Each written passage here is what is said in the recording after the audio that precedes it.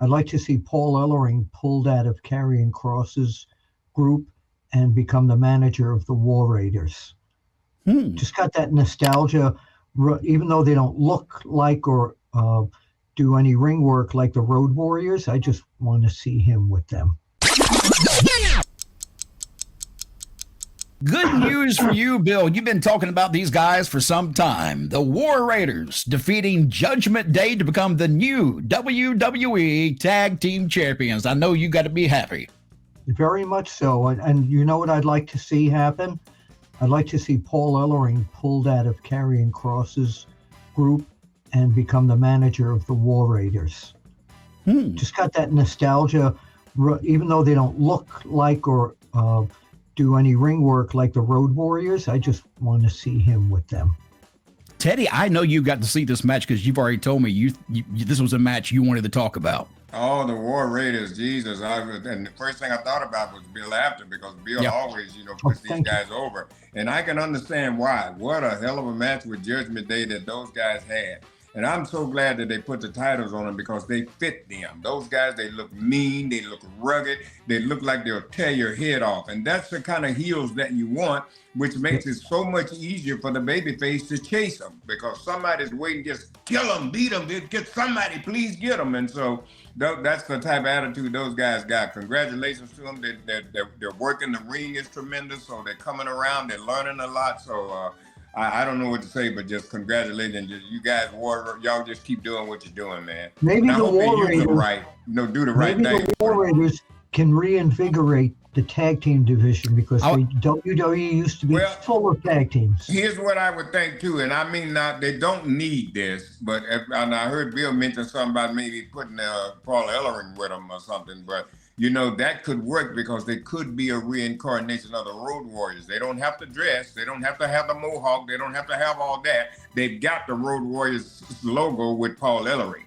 So they could play off of that. They know how good Paul Ellering was, how far he took the Road Warriors and how successful he made them. And I feel that he could do the same thing with the War Raiders if they go that route. You think you know all the wrestling stories? There's more you haven't heard yet. Join us on Backstage Pass. My message to Paul Ellering or WWE or Karrion Kross, if they're watching this, is leave Karrion Kross's group and manage the War Raiders. That's where you belong. Yeah.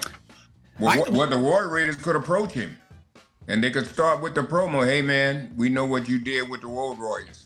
We ain't worried. We're asking you to come with us. Paul turns them down maybe the first time because you don't want to be associated with the heel fashion, but they just keep hitting him. And one time they hit him with something that he really made the Road Warriors successful with, and that stops him right there in his tracks, and he thinks about that. How does he get away from Karrion Kross and that evil group? Well, let the Raw Raiders, let them get him away from him. They can do that. That's their job, just to break that up. They'll break it up. All right, but the problem being, though, is if a lot of WWE's stories always are like pretty much a 50-50 booking.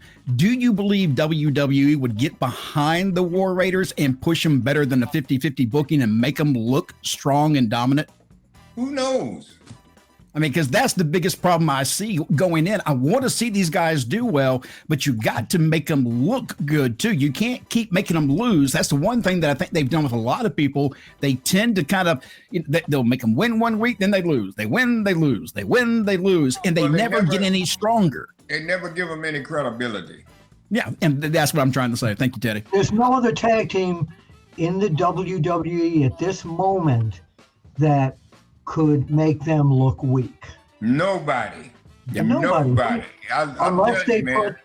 Unless they put what Drew McIntyre wanted to do last night. If they put Drew McIntyre and Seth Rollins together as a tag team against the War Raiders, ooh, that's a match.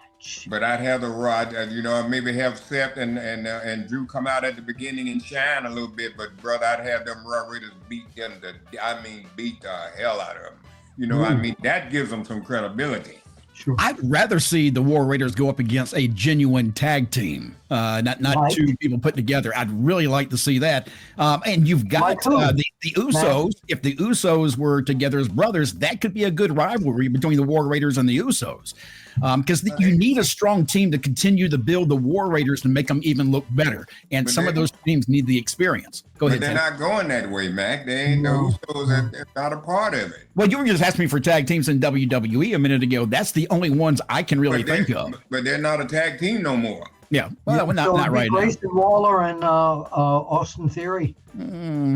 That's the only other steady tag, or with the Alpha Academy there, the original one, Chad Gable, his guys. Yeah. You know, the Creed brothers are big enough if they put them over, not for the tag team titles, but to feud with the War Raiders. That could actually be a decent match.